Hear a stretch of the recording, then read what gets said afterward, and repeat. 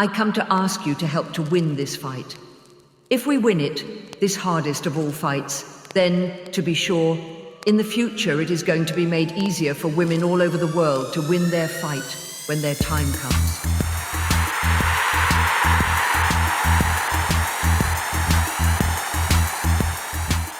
Men's football. I love it and I hate it. I admire it while despising its excesses. Women's football seeks to both emulate it and be nothing like it. Men's football is a sports car and it's a train wreck. And men. In the women's game, men support and men hold things back. Men cheerlead and men jeerlead. In this episode, we're going to open the box that contains the elephant in the room, the men's game. And we're going to talk about men. Those we're helping and those we're hindering. And finally, we'll look at the room the elephant dominates and ask, maybe the women's game just needs to find a room of its own.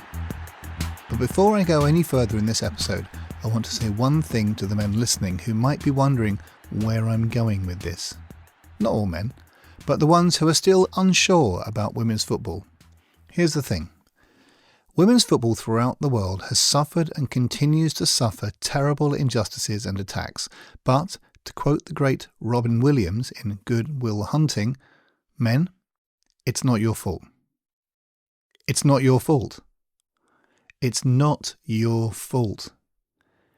Historically and to this day, female footballers face challenges in their workplace and in the media that rarely enter male footballers or fans' heads. But it's not your fault. Genuinely, you weren't even born, as in the case of the 1921 ban, more of that later. You weren't at the training ground when that player was sexually assaulted. You didn't write that newspaper article or social media comment telling her she was overweight or ugly, did you? So please, relax. Open your ears to women and men in the women's game, explaining what men can do to help. And by the way, the suggestions include doing absolutely nothing, except perhaps giving up some room on the sofa. Firstly though, here's a little thought experiment. I asked all my interviewees to imagine a world where men's football had never existed, where the only version of the game was women's football. How might the women's game be different from how we currently know it, freed from comparison and the temptation to copy and paste from the men's game? I think it would be huge, to be honest.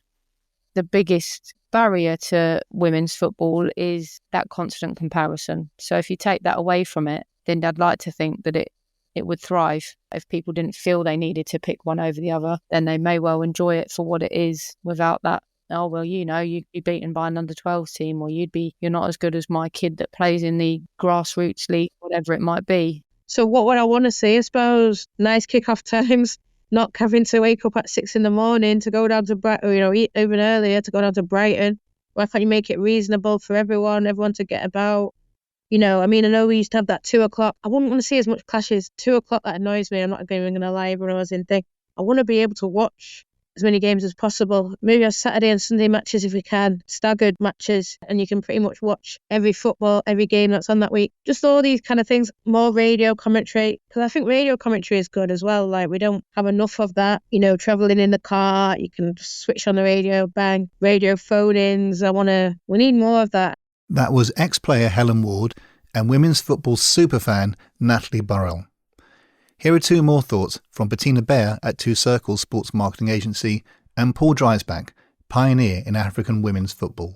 Yeah, interesting thought experiment. What I hear, I also always quote Nikki Doucet, who said she's looking for the passion without the poison, which I think is quite interesting. And one key, what's the poison in men's football? I think it's not sustainable business models. A lot of clubs in Europe still are running on a deficit, and it only works because of high transfer fees that they might be lucky with. So it's almost a gamble of if they can fill the gaps, and if the financial gap is not filled, then they might have a individual investor who covers that gap.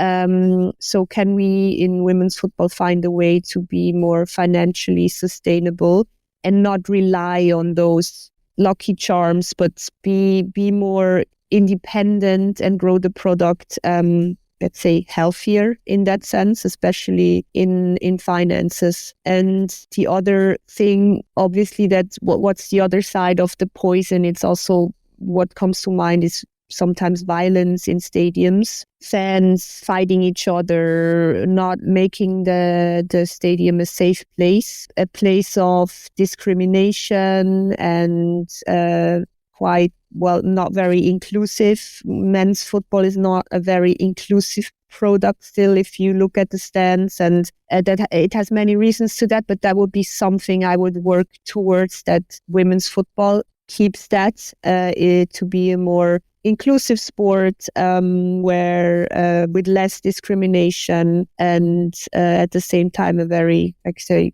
commercially feasible model to grow. Yeah, it would revolve a lot more around community connection and not be as focused on the pressure of clubs that are in debt or bad financial decisions or anything like that. I think it would much more be around, it's a bit cliche, but using the sport as a tool to connect people and create a better community and a better environment for everyone to be involved in. And that's not to say you can't have high performance within that. So at some point you have to be a bit exclusive of if you don't make the cut, you don't make the cut, but still having a place for that person to play is the important part. So you're never kicked out or denied or, left for someone else to deal with. There's always a place for you to play and have community. Obviously, men's football does exist. Boy, does it exist. In every conceivable form of media, in every country on the planet, it is placed in front of us pretty much all the time. Fair enough, that guy over there is saying. People love it. It's market forces, supply and demand, that means you can't get away from it. Except the primacy of men's football owes a lot to state intervention in the destruction of the women's game all over the world when it got too big for its boots. If it's okay, I'd like to grab the next 5 minutes to talk about a key period in the women's game. I know you know about the ban on women's football in England in 1921. You may also know that such was the global influence of England on the game that no fewer than 15 other countries directly or effectively banned women's football at some point and for some time. But it wasn't banned in England, shouts that guy over there again. They, the FA, just said that women couldn't play on FA-sanctioned pitches or use any officials sanctioned by the FA. Thanks, mate, but the absolute deliberate effect of their ruling was indeed to kill the women's game, except at the most recreational of levels. In fact, the initial hammer blow happened 2 years earlier, with the 1919 Act of Parliament called the Restoration of Pre-War Practices Act. It guaranteed men the jobs back that they had given up to go to war in 1914. This seems reasonable, but the consequence was that factories sacked their female workers to make space for the return of the men. And this meant that all those women football teams, which had formed out of munitions and other war supply factories, disappeared almost overnight. A handful of teams reconstituted. For example, the Sutton Glassworks team became St Helens, who went on to feature as the opponents of Dick Kerr ladies, the most famous of all the teams then, in the celebrated 1920 Boxing Day match that attracted 53,000 fans, another key irritant to the FA at the time. The ever-opportunistic manager of Dick Kerr ladies, Alfred Frankland, in fact had signed up a number of the best factory team players after 1919 and created a super team who were all but unbeatable for many years after. But aside from the then FA's long-held abhorrence of women playing football, there was another big factor at play in the ban: the women players' sexuality. Society's approach to the subject of lesbianism in the era was very straightforward. They literally pretended it didn't exist. The powers that be, i.e. men, went out of their way not to mention it in public, ever. Indeed, an attempt was made in Parliament in 1921, just 4 months before the FA ban, to criminalise what MPs called gross indecency between women. What prevented this happening was, in part, a belief from some parliamentarians that by discussing or even just alluding to lesbianism, it would bring the possibility of sex between women to the attention of their wives and all other women, and this might itself create an upsurge in the practice.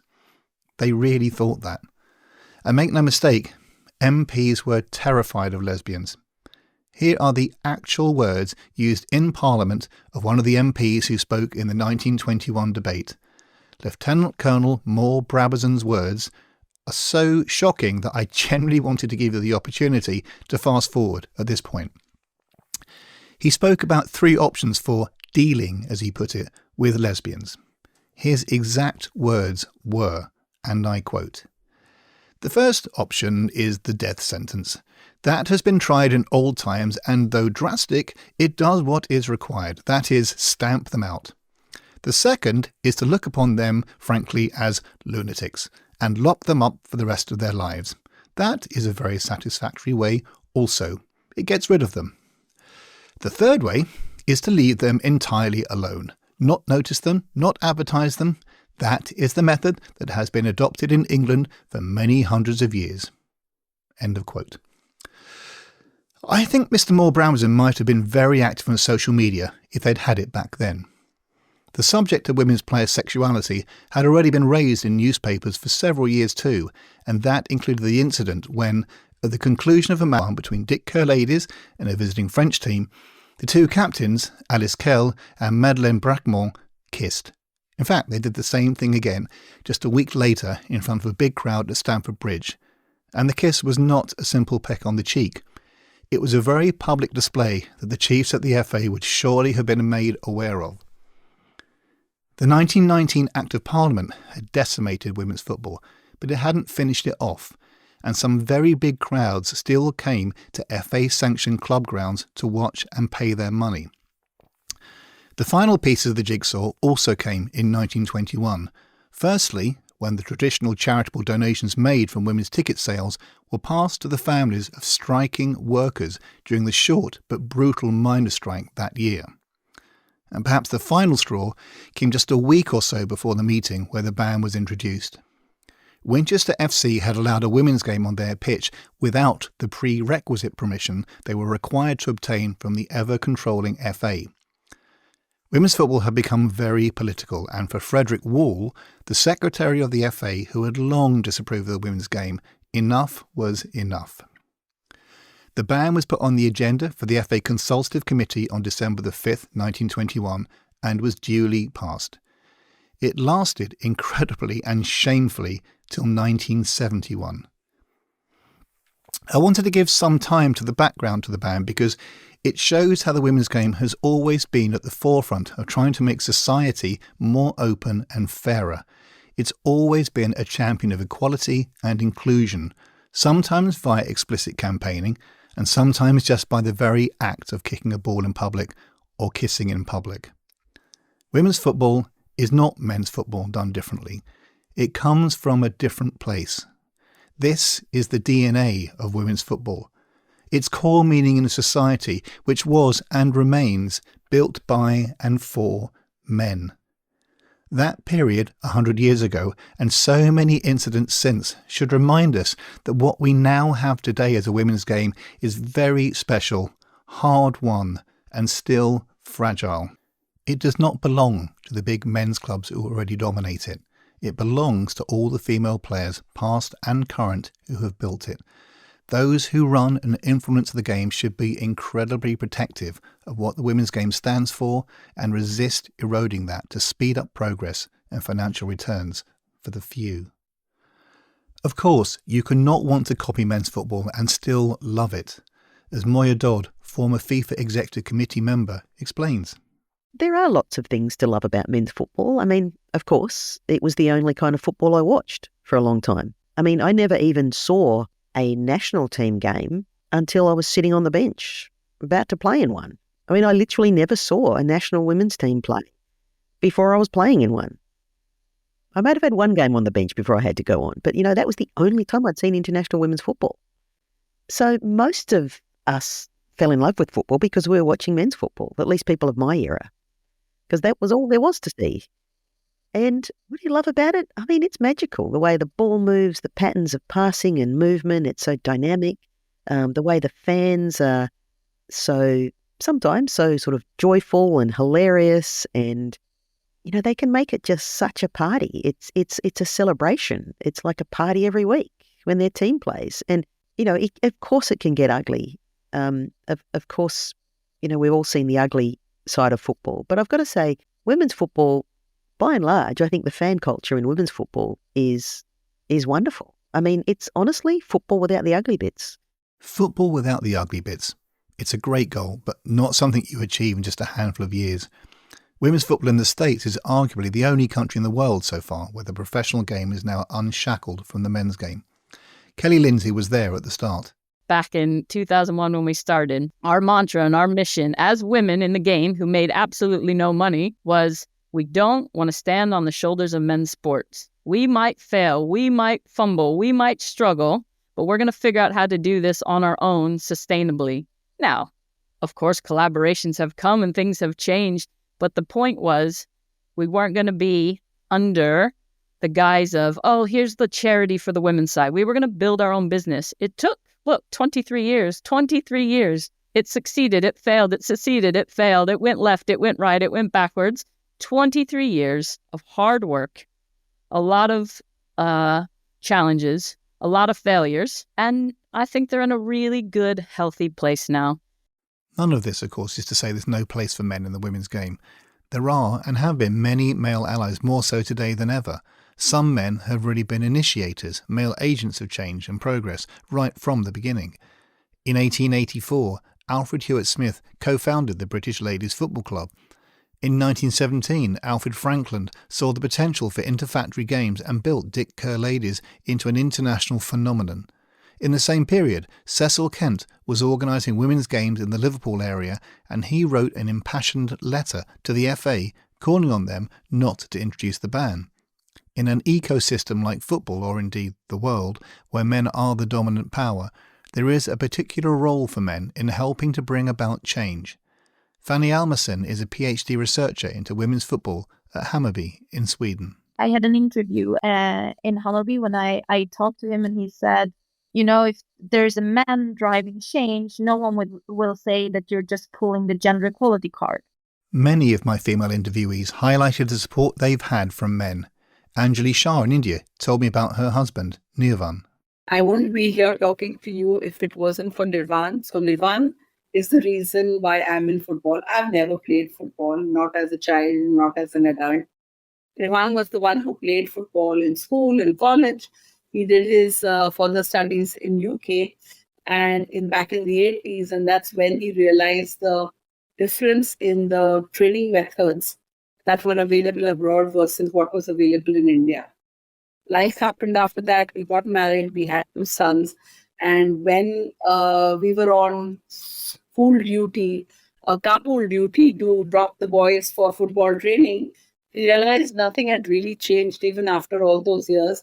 It still was one coach, 40 boys, one ball, and a whole lot of dust flying around and very little actual football training happening. So that's when Nirvan decided that, something needs to be done about this. And I always admired the passion Nirvan had for the game and his consistency in not giving up even though things were not good for football in India. And that's how PIFA was born. India's most successful women's club side, Odisha FC, has very much benefited from male support. It's just purely been actually one man's vision. The chief minister of that state was a sports lover. And so they've done a fantastic job. They've built the best infrastructure. They have very good training grounds. They've got excellent facilities for even national tournaments. So we've actually been there for one IWL. And all these things play a very important role. So I think that's their secret. I asked Roland Giscard d'Estaing why he started his Woman Up agency in France. I mean, our goal when we created Women Up is to give voice to these women. They are super competitive. They're great managers. They're great everything, but they don't have the visibility that they should deserve. They are role models, though, women footballers and women in sports. but they don't, and people don't let them express who they are, show their strengths, show their ability, because too much of the governance of sports is male, and it's tough for women to really go on the other side and prove who they are, because the ability, the skills, the intensity, the emotion, it's all there. And our goal when we set up Women Up was to market women's sports much more than it's been yet, and to give voice to again amazing personalities who have a lot to teach us, and the reality of their day-to-day life is an amazing reflection of what society should be. One unsung male agent in England is Lee Sanders, who started and still runs Durham Women FC. Durham are one of the small handful of independent women's teams who run without the financial backing of a men's league club. I asked him how he got into the women's game.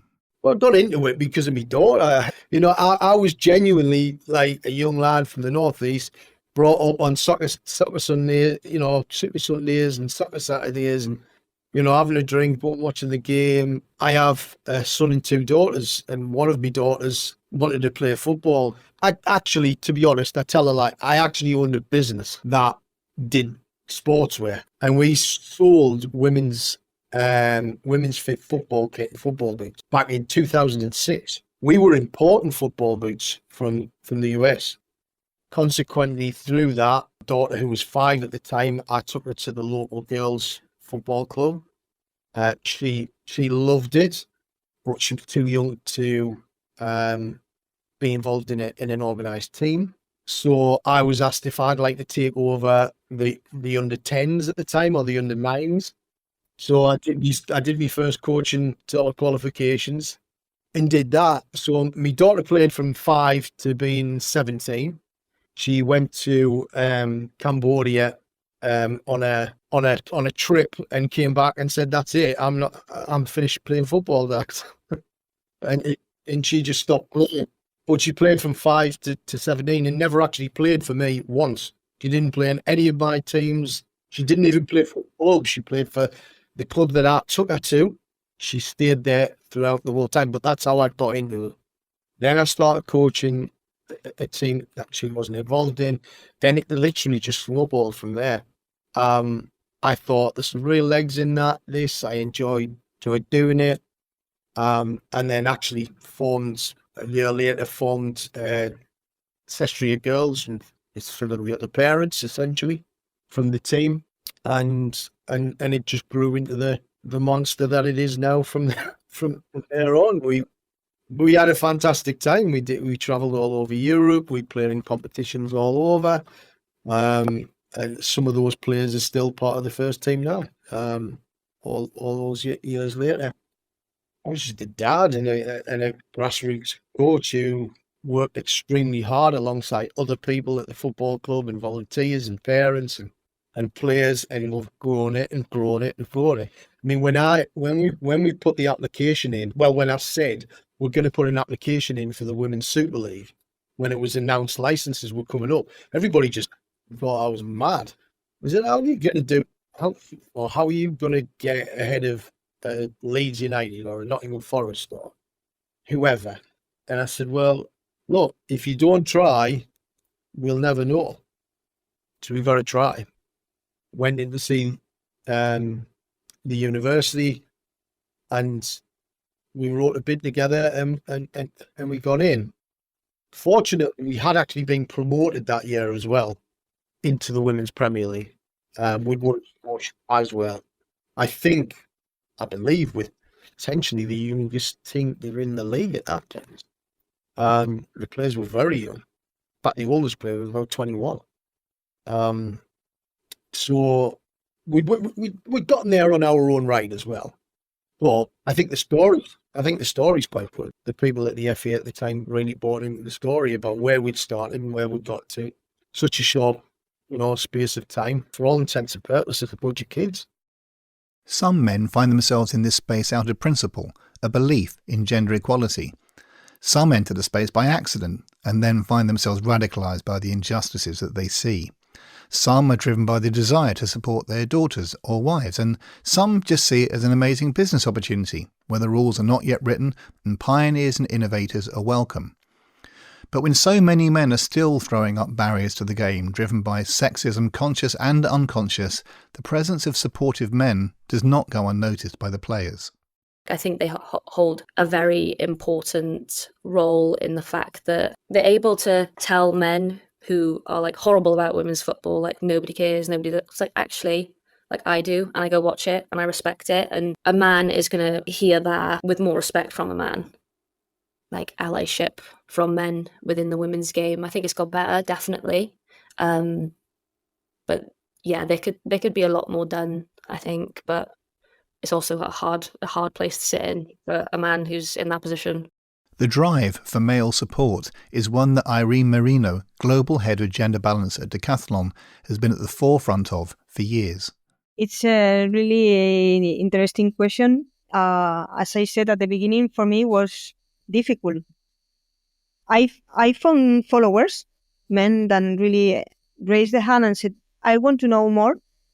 Not too much at the beginning. Even I met a lot of detractors. What is good is that now some of them, detractors, now today are allies, not followers, allies, which is great. So I think that sometimes we think that we need to do the most biggest thing in the world to really change something. So at the beginning, I decided to work with 3 men. They really want to work on the topic. They really want to know more. And I started with 3. And we started to do things. We started to create some workshops for men to understand the topic. They started to be a kind of to amplify my project, to amplify and to expand my convictions with, as I said, really simple things. IRENE personifies the perseverance to bring about real change. What is true is that after made a diagnosis, the imbalance situation was quite high in terms of top management. That's why finally I decided to be very focused on top management. And in the last 2 years, we increased 15 points. So today we are in 31% of women in top management, which is really good because 30% more or less means that women are represented at top management level. Yvonne Harrison is Chief Executive of the organisation Women in Football. She believes that changing gender inequality starts at the top. The majority of football structures are dominated by men. Those power positions are occupied by men. So when we look at gender equality, particularly within the workforce within football, men's and women's football, it's mostly male boardrooms. You know, I think it's 5% of EFL boards are females, 10% of Premier League boards. So now ExCos are slightly different, but we don't have the data at the moment to say who sits where. And that's something that's coming with the FA this year. So I think that would be a positive thing to say how many women work in the game and at what levels. But you are trying to affect systems. So if we think about national governing bodies as an example internationally, where it's particularly challenging, Debbie Hewitt, MBE, is chair of the FA, I think is the only independently appointed chair of all of those international governing bodies. So if you're going to be the chair or president of one of these associations, you've got to come through an election process and you've got to be in the system. Well, there aren't enough women in the system to be able to then progress into these senior positions if it's through an election process. And often then it's a vote for people you know and trust, etc. And women don't have the same networks within those environments. So for us, a lot of time is spent on the systemic piece, which is let's have open and transparent recruitment processes. Let's have term limits. Let's make sure that we have more women coming in at the base and we have proper progression for women to move up the ranks. Because at the moment, some of the way that happens doesn't necessarily fit, and it's not producing the results of more women in these senior positions. So what does she see as the barriers at board and senior management level? Some of it is systemic. If we think traditionally of how people are recruited, networks are really important in that. And often women are not necessarily in the same network circles as some of the senior men. Equally, a lot of those positions would go out via recruiters who I know are working really hard to widen the pool of candidates that they're putting forward for roles, and businesses are demanding that, and rightly so. So I think it's getting better in terms of transparency. But football ownership is quite different to some other industries. So that can be quite closed, and it's people that and trust, and it is a very closed circle, which is where, if you take that next layer down and you think that sort of executive committee, they're the people, the CEOs and the directors who are working day in, day out in terms of governing that club and the way that the club is operating. So that for me is a huge opportunity, and that's where we see a lot of traction. There are some amazing clubs that have got 50-50 split in terms of their exco, and diversity within that as well, because it's not just about women that look and sound like me. There's lots of diversity within women, full stop. So therefore you've got to be able to try and sort of represent that with the right skill set and knowledge and experience. I'll caveat, nobody wants to be in a position where we're just trying to put women on boards who don't have the skills. No woman would want that. And it certainly wouldn't be well received. Equally, we don't want men on boards either that have not got the skills and the capability. And sometimes you do think how, why, what, but anyway, that's a whole different conversation. And even when women do get into the boardroom, often it's just one woman in a sea of men. In terms of when women are in the boardroom, you'll have so many different and varied experiences. But one of the things that I consistently hear is we don't want to be the only one. When you're the only woman in the boardroom, you're that person. It's like if I was in a group and somebody did make a sexist joke and I was like, oh, come on, guys. And well, of course she's going to say that because, right? And it's almost that sort of thing. So I think it's about not only one, it's about more depth, because if you have more voices and more diverse voices, then you bring different thinking into that environment. And it's not just that one, it's multiple. And actually what you want to get to a position is where it isn't the woman that calls out this, or it isn't that person that calls out that. It could be anybody, because the understanding of inclusivity and the safety that is created in that boardroom to be able to speak the truth and have good debate and sensible, mature debate is there. And that's via the leadership, it's via the chair, it's via your CEO. However that works, you've got to create these environments. Often women will be, in positions or in not necessarily main board, but, in committees or something, and they want to say something, but actually it's not the right environment. And there is a risk associated with being that person that speaks up all the time, although it's your duty as a director of a business to be speaking the truth and to ensure that, the interest of the business is there first and foremost. And men, why is it invariably the women who get the DEI brief thrown at them? People seem to assume, however inadvertently, that all the caring diversity stuff is women's work. It isn't. In fact, it's everyone's work. Irene Merino at Decathlon agrees that change is needed at the top, but also that change can happen at every match day. When I went to the stadium to enjoy women's football, it's rare for me to see one men player in the stadium. So just as you go, and if you support, just go to the stadium, enjoy the match, and people is going to start to say, Mbappe, maybe Mbappe, or he is going to enjoy women's soccer. And then people started to talk about it. It's very simple action. Even maybe the media is going to ask you in the next interview, why you decided to go to enjoy women's football.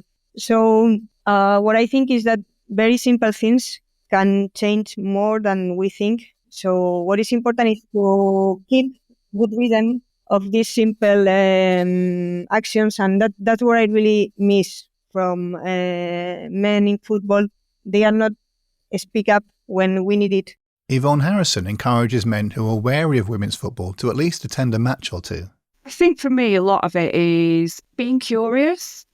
there are lots of men who'll sit and judge women's sport as being not as good as men's and this, that and the other, but have never experienced it. So actually the where you see men really kind of getting behind women's sport is they've been curious enough to delve in, to try it, to go to a game, whether that's football or anything else, in fairness, and sort of experience that. I think when you do that, they then had that reality of this feels quite different. So take all the pitch stuff aside, like the experience of going, there's not police everywhere, there's not riot vans everywhere. There is a different audience, but it's not all women, it's not all children, just to be clear, because that's a perception as well. There is passion in the women's game. So I think men being curious, being there, turning up, advocating for, when you're not in the room, still advocating for the fact that, there's, if somebody is saying women can't do X or Y, or they shouldn't be in these boardrooms or whatever, it's one thing them saying, absolutely they should when you're there, but when you're not there, are they still having those same conversations? And I think there are people I've experienced and met along the way who absolutely do that. And I'd add that if you go along to a match and decide it's not for you, that's obviously fine too. Maybe you won't become a male agent or male ally for the game, but there's a third option. Become a male allower. It's easy and it's a vital role too. Having decided you don't like women's football, just sit down and that's it. Just sit down and leave it be. Allow it to exist without feeling the need to compare it negatively to the men's game, ignoring the urge to constantly question its potential, avoiding the effort required to type a 50-word comment about how you're not interested. It's okay. It's not for everyone and sounds like it's not for you. I really don't like cauliflower, but not once have I stood in the vegetable aisle of my local supermarket dissing it as a poor version of broccoli. Male agent, male ally, male allower. That's it. And Sadia Sheikh's experience in Pakistan emphasises that we need to start on attitude changes with the very young. If we mold our sons, then no, appreciate and respect women like you respect me and your sisters. You can change a lot of things. And now, another trigger warning. I asked Yvonne Harrison about women in football's work specifically with helping men at football clubs. Her response includes the P word. Another big part of what we do is really working with the men in the organisations, both alongside the women and separately. Often when we talk to men, we did a visit at one of our corporate members, Brighton, recently, and we had a session which was targeted more specifically to men, right across the business, on pitch, off pitch, all different departments. There were a number of women from their women's network in that session as well. And we presented some of the findings of the survey, and then we did a workshop basically, kind of how does this land? What are the things that are standing out for you? What does allyship look for you? What support do you need from the organisation to really support you to be the best version of you for your female colleagues? What questions might you ask colleagues that you wouldn't have asked before? How are you going to bring people into conversations or not exclude people? People aren't doing things necessarily intentionally. There is some of that, but some of it is perhaps ignorance and just not appreciating the privilege that they might have and that perhaps their female colleagues haven't had. Privilege. There. I've said it again. In the debate about equity and equality, privilege is a word that seems to infuriate quite a lot of people. But it's an important concept. If I told a male footballer he has privilege relative to female players, I might hear the response that they've had to work hard for their career too, that they earn every penny they make, that they've come from a working class background. In the same way, a male football fan might protest the idea that they have privilege compared to a female fan because they sacrifice things in their life to afford a match day ticket, or they get a bus to the match because they can't afford to run a car. But when we talk about privilege in this context, we're not talking about financial status. Think of privilege like this. It's all the things that you, me, don't have to think about or have an awareness of on a daily basis that others do. If you're a female footballer, You will have in your head your personal safety, travelling to and from training, matches, and frankly, everywhere in your daily life, especially after dark. When you're on the pitch, you're aware you may be subject to crowd comments about your appearance. As a male footballer, you didn't ask for this privilege. It's not your personal fault that you have it, but you do have an advantage over female players because of all the things you don't have to think about and didn't need to go through in your career just because of your sex. If you're a black male footballer, then you too will have gone through and continue to go through things that your white colleagues don't. And we are all aware of how hard it is to be gay in the men's game. We almost all have some forms of privilege. We didn't choose it, but we do benefit from it. It's not your fault, but it is your choice how you understand and support those who do not have the privileges that you do, who have a constant thought that never needs occur to you. That's all there is to it. Step 1, see and accept the privilege we have compared to others. Step 2, see and accept how it feels to have all the extra stuff to think about, to live with all the time. Of course, in football, things we currently accept as normal are only normal because time has made them so. Irene MERINO puts it succinctly. From my point of view, football is just an sport. It's not for men or for women. But because of the history, because of culture and so on, instead, we understand that football is for men. And for me, it was one of the first things that I tried to explain a lot within Decathlon, that I'm not here to try to convince you about women. My role is try to explain you the system and the things that we can do in the system to permit the real equity between men and women and try to challenge our bias. Yvonne Harrison wants to encourage men to stand up for women. I think people who actively go out and speak on behalf of or with alongside women, people involved in women's football or women in the industry. You know, we've got some great people on our board, Ben Carter, Paul Barber, you know, reputable people in commercial and in football. Makes a huge difference. It makes a huge difference. And they're not every day, you know, banging a drum, but they are. I know that they will be having conversations in all of the rooms that they're having. They'll be thinking with a lens of, what does this look like for everybody, not just what does this look like. Here's the thing. I think we do have an increasing number of men who want to help. Obviously, that includes me. But a few years ago, I was struck by the words of Professor Mary Beard in her book, Women and Power. She said, "You cannot easily fit women into a structure that is already coded as male. You have to change the structure." I put that quote to Yvonne Harrison. In football terms, this is where women's football presents quite an interesting opportunity, because whilst men's football has evolved over time and women's football was almost paused in a way because of the ban, it's playing catch up. But in doing so, it's creating an ecosystem and a culture that feels very different to the men's game. So we're seeing a lot of women from within the men's game migrate over to the women's side. Now, in one sense, that's fantastic because, you know, it's an appealing place to work. People see that it's more inclusive. It's exciting. You know, it's in startup mode and that's really great. But you're then losing women out of men's football, which could almost perpetuate this men work in men's football and women work in women's football. And actually, that's not great for football. You want men and women working across both parts of the game. So I think there's something very interesting in what she says, and particularly when we look at nuances of language, you know, it's the World Cup, it's the Women's World Cup, it's the Women's European Championship, it's the it's the Euros. Like, so there's some very subtle things that can happen that start to shift mindsets in terms of football and then men's and women's football. And we're starting to see that progress for sure. But the structures were designed by men, for men, predominantly, and they don't necessarily fit or are not overly inviting, perhaps, to a different audience, which is a female workforce, that do want something different. And we see that through our annual survey results, where we know that a significant proportion of women, 89% of women, in fact, said they've experienced discrimination in the football workplace related to their gender.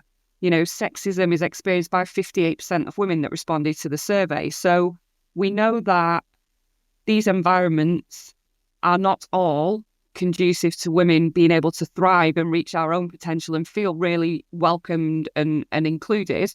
Things are changing, progressing. Everyone I've spoken to says that, but listening to those ongoing stats from the Women in Football survey about discrimination and bad treatment could make you doubt that. No wonder almost every one of my 23 interviewees talked about what benefits independence could bring. An independent women's game run predominantly by women, for women, and, in my view, ideally, funded by women. Julian Hadviger at the WHU-OTTO Beisheim School of Management has put together a superb research paper on women's football in Germany and has come to some conclusions. This is what feminists basically discuss for decades. Should we fight for equality within these male-dominated structures, or should we go outside these structures and buy something completely new? And depending on which side you are, you have different solutions for the same problem.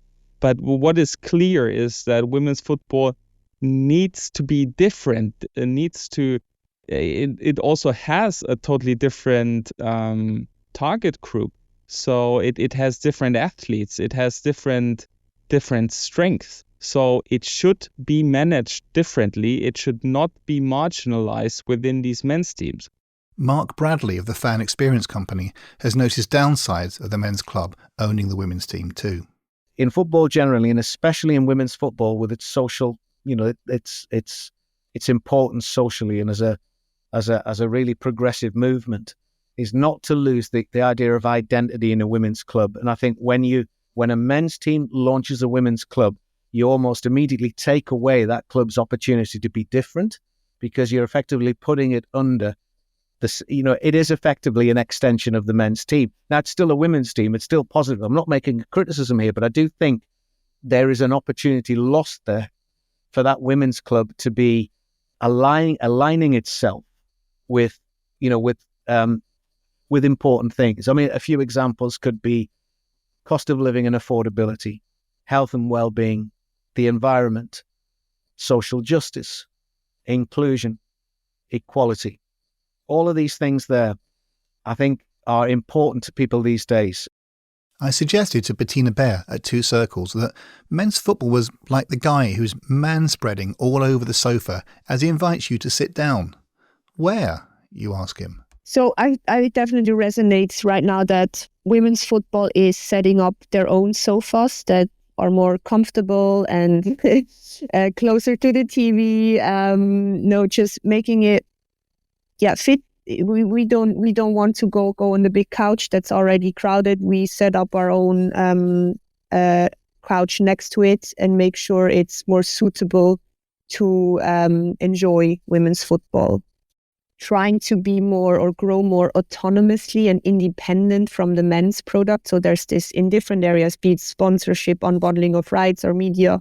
It's that how can we find our own space and exist and grow next to men's football and not be dependent on any, big stakeholders like media, free to air. How can we, and it's that's where the innovation is in women's football, in women's sport often, is how can we rethink how it's done right now and think about how can we find our own ways to grow without being dependent on how it's been in the past. So it's definitely innovation that is driven by, we need to be more independent and autonomous to grow our own product while to also set women's football free in a way. I think it's a show or a sign of that development as well. And certainly Lee Sanders at Durham is very clear on the question of independence. It's fine. Do you know what? In some ways, it gives you more of a sense of achievement and pride. It's never just been a case of going to a men's board and saying, could we have so much money? Could we have X? Could we have everything we've done, we've had to achieve and hard work. And we always say to myself and Dawn, it's a vocation of Durham, it's not a job. Here's Mark Bradley again with a fan viewpoint. I think it loses something by not having that independent presence there.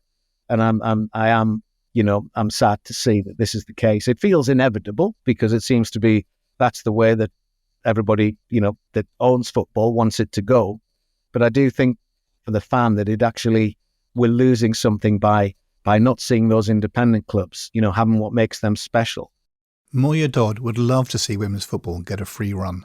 My wish, and I think I would say one of the key kind of levers for change is for women's football to have its own mind and its own self-determination. If you can't decide for yourself, if a women's team can't decide for itself what it needs for success, if it can't make decisions in its own best interest, if a women's league can't make decisions in its own best interest, if you're constantly being compromised by other considerations that are being traded off for your best interests, then of course development is going to be in the slow lane. I mean, we've all, we've seen that. That's been going on for 100 years. We don't need to be told how that works. We've seen it. What is new and different is having women's football entities, whether they're clubs or leagues, or even, divisions within federations that are given their own mind. And they can wake up in the morning and say, I'm going to do what's good for me today. I'm going to do what makes me grow and makes me healthy. And that's going to be my focus. Kelly Lindsay has coached in countries all across the world, and she agrees. I just think we have to change our mindset completely. There's a men's sports industry, there's a women's sports industry. Within those industries are multiple different sports run multiple different ways. Some sports, like triathlon, men and women are competing together. Now, obviously in their own arenas, but the day, everything that's going on, like the sports are aligning to be a similar industry. But the truth about men's and women's football is it's two completely different industries. And if we just stop even comparing it, stop uniting it, they're run different, they're marketed different, they're broadcast different, the fans are different, players are different, staff is different. Like, just give us our own industry. Stop comparing us to men. I'm tired of the comparison. They're different businesses.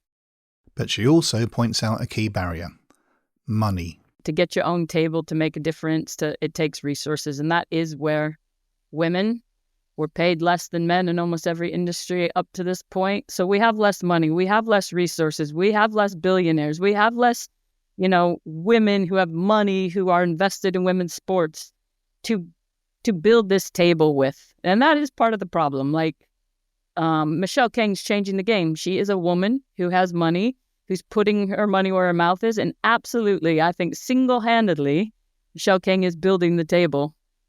But we need a governing body table. We need lots of tables around the women's sports industry. But she is proof in the pudding that when you have a female with resources, you can build your own table quite quickly. Women's teams need more opportunity to earn their own money through sponsorship and increased prize funds. In France, Roland Giscard d'Estaing sees pros and cons. Keep asking myself, shall we separate the men's club from an ownership point of view? Shall we separate one from the other? Because it's a different business model, still to be proven and effective. It's a different management. It's a different everything, to be honest. The good thing, the positive of having the men and the women together is at least some of the resources are dedicated, but as a grant, as money, as a gift almost to the women's team. But it's better than nothing. If we separate, how long will it take before the women's team belong to a league which is sustainable and brings the revenues to redistribute because of the TV contracts or because of sponsorship, etc. Today, the model is not proven. So probably the women's team are more protected in the men's team, but the flip side is they're entirely dependent on it. And it's unbearable. So if things go bad, the women's team doesn't receive anything. Things go well, they will ask for some money and the men's will say, oh yeah, I'll give you. But I mean, we need to build a model where the women's earn the money and not beg for some money. And that is one of the key flaws in the current handouts model. What would happen to one of these big teams if the men's club turned around and said, it's over, we're cutting our support? Well, you don't have to imagine, because exactly that has happened to several teams in England and elsewhere. In 2005, Manchester United cut their women's team. Financial concerns caused Fulham to do the same in 2006. Cost-cutting led to Charlton Athletic dissolving their women's team in 2007. all of those teams were later reformed, but the risks are clear. More recently, drastically reduced funding saw Reading women asked to be demoted out of the Championship 3 leagues down to Tier 5. In the States, in the NWSL, the majority of teams have their own independent investors, but everywhere else, the financial control by a men's club is the norm. I mean, there's a huge difference, and there's a huge missed opportunity if we are just going to look at men's football, take the model and put it onto women's football. We cannot, especially in a country like Sweden. I think the men's league is ranked, this is number 25 now in Europe, in the league ranking. Well, the women's league is ranked number 7, I think. So it's a separate product, and we need to see it as a separate product. We should, of course, work together with men's football because they are similar in many ways, but really need to make sure that we're making women's football a business case of its own. What Fanny ALMERSSON observes in Sweden is true wherever you look. It feels like women's football needs the freedom to act only in its own best interests. Ultimately, if someone has their hands on the levers of both men's and women's football, there will always be a pull towards the one that brings in the revenues today rather than tomorrow, towards copying over the industry practices you are already familiar with. As a minimum, there will be a perception of that. Women's football needs the freedom to design itself from the ground up, based on its own set of principles. You have to design it so that it becomes the thing you want it to become. You need to start with certain principles, ideas in place. So, for example, if you think that the game should be broad development, it should benefit the many teams rather than the few in a classic dog-eat-dog way, you need to design that in structures, in governance, in distribution of revenues, in your licensing system. For example, if you think players should be treated in a certain way, you need to design that in. If you think fans need to have a certain experience, you need to design that in, because if you don't design these things in an environment where you have a dominant game of men's football, then inevitably the women's game will simply adopt the practices of that game. It's quicker and less hassle. And there are so many things about the men's game that I think so many people want to see done differently in the women's game. Let's give the final word on this to Moya Dodd. What I hope for, and some days I doubt and some days I believe, but what I hope for is that women's sport can truly fulfill its potential. And for that, it needs to be able to have its own mind to some degree, to act in its own best interests, to consider itself not as the, compromised, second-rate, disregarded second fiddle, I suppose, but actually be able to step into the limelight as its own entity, as its own, have its own success, have its own regard, have its own welcome from the world. And that can happen while it's connected with men's football. I don't think that a complete separation is a necessary condition for women's football to thrive. Not that it would necessarily be practical anyway, but I think that you do see some clubs where women's football is taken really seriously, where people have tried, they have recognised that it was treated as a poor relation and they have done everything they could to correct that. Lewes is an outstanding example of a club that just, one day said, you know what, that's wrong. In the final episode of Not Small Men, I'll be considering the future of the game. Join me and my guest then.